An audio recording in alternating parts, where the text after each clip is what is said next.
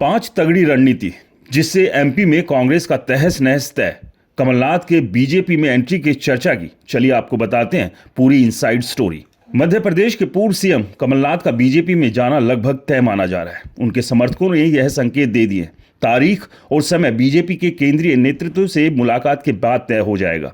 कथित तौर पर बीजेपी में कांग्रेस की एंट्री कुछ शर्तों के साथ हो रही है। अगर चर्चाओं पर मोहर लगती है कि एमपी में कांग्रेस पूरी तरह से तबाह हो जाएगी, जिससे उबरने में लंबा वक्त लग सकता है, जैसे ग्वालियर चंबल में ज्योतिरादित्य सिंधिया के जाने के बाद हुआ है। कमलनाथ ने बीजेपी में एंट्री से पहले एक रोड मैप तैयार किया है। उस रोड मैप की चर्चा सियासी गलियारों में खूब हो रही है। आइए आपको कमलनाथ की पांच तगड़ी रणनीति के बारे में बताते हैं, जिसे उन्होंने बीजेपी में जाने से पहले कथित तौर पर तैयार किया है। दरअसल कमलनाथ अपने बेटे नकुलनाथ के साथ दिल्ली पहुंच गए हैं। इन अटकलों पर उनका कहना है कि ऐसा अगर कुछ करूंगा तो मैं बता दूंगा, लेकिन कांग्रेस में रहेंगे या नहीं, इस पर कुछ जवाब नहीं आ रहा है। न ही वह कांग्रेस का नाम ले रहे हैं। कमलनाथ ही नहीं, उनके समर्थक भी दिल्ली पहुंचने लगे हैं। समर्थकों ने इशारा करना शुरू कर दिया है कि वह जो फैसला लेंगे हम उनके साथ हैं। वहीं कांग्रेस आलाकमान ने भी उनके नाम से कन्नी काटना शुरू कर दिया है। पार्टी के सीनियर नेता जयराम रमेश से वाराणसी में सवाल किया गया तो उन्होंने कहा कि मैं यहां सिर्फ विश्वनाथ की बात करने आया हूं, कमलनाथ की नहीं। इससे साफ है कि कांग्रेस आलाकमान ने भांप लिया है कि कमलनाथ अब हमारे साथ नहीं रहने वाले हैं। दरअसल कमलनाथ बीजेपी में अकेले नहीं जाएंगे। कथित तौर पर बीजेपी चाहती है कि कमलनाथ आए तो बड़ी संख्या में वह विधायकों को भी लेकर आए।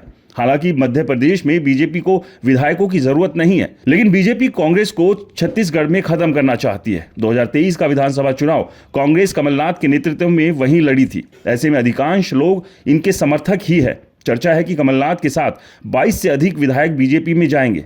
22 से अधिक की संख्या होने पर दल बदल कानून लागू नहीं होगा।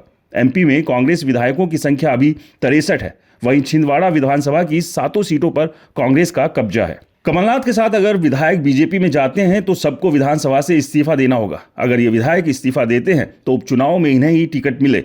बीजेपी आलाकमान से इस बात का कमलनाथ को भरोसा चाहिए। इसके बाद ही विधायक कमलनाथ के साथ बीजेपी का दामन थामेंगे।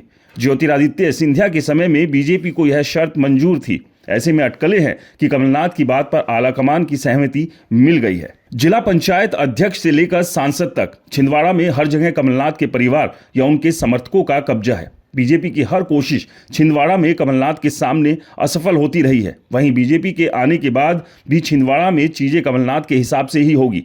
उनकी बहू प्रियानाथ भी छिंदवाड़ा में सक्रिय है। दरअसल विधानसभा चुनाव में हार के बाद कमलनाथ के साथ जिस तरीके से पार्टी का व्यवहार रहा, उससे वह बहुत आहत है। ऐसे में उन्होंने पार्टी को तहस नहस करने का ही प्लान बनाया है। जबलपुर मेयर से लेकर उनके कई बड़े समर्थक बीजेपी में शामिल हो चुके हैं। कहा जा रहा है कि विधायकों के साथ साथ कमलनाथ पार्टी के अन्य मेयर के साथ साथ क्षेत्रवार बड़े बड़े नेताओं की एंट्री बीजेपी में करा सकते हैं। इससे कांग्रेस पूरी तरह से तबाह हो जाएगी। हर जगह पर नए सिरे से रणनीति बनानी होगी। लोकसभा चुनाव से पहले मिले झटके से उबरना कांग्रेस के लिए आसान नहीं होगा। वहीं सूत्रों के मुताबिक कमलनाथ ने बीजेपी में जाने की चर्चाओं से पहले छिंदवाड़ा में सर्वे करवाए थे। सर्वे के अनुसार छिंदवाड़ा की जनता की राय थी कि बीजेपी के साथ ही जाएं। इसके बाद से पार्टी लाइन से अलग हटकर वह कई चीजें कर रहे थे। कमलनाथ ने अयोध्या में राम नाम लिखकर भिजवाए। कहा जा रहा है कि छिंदवाड़ा की जनता की राय के बाद ही उन्होंने बीजेपी में जाने का विचार किया है। कमलनाथ के बीजेपी में जाने के बाद और लगातार जिस तरह से कांग्रेस के बड़े नेता बीजेपी में शामिल हो रहे हैं, तो ऐसे में ये कहना मुश्किल नहीं होगा कि आने वाले समय में न केवल छत्तीसगढ़ बल्कि बाकी प्रदेशों से भी कांग्रेस का सुपड़ा साफ हो सकता है। इस तरह की एक रणनीति पर लगातार बीजेपी काम कर रही है। कमलनाथ के बीजेपी में शामिल होने की चर्चाओं पर आपकी क्या राय है, हमें कमेंट्स कर जरूर बताएं।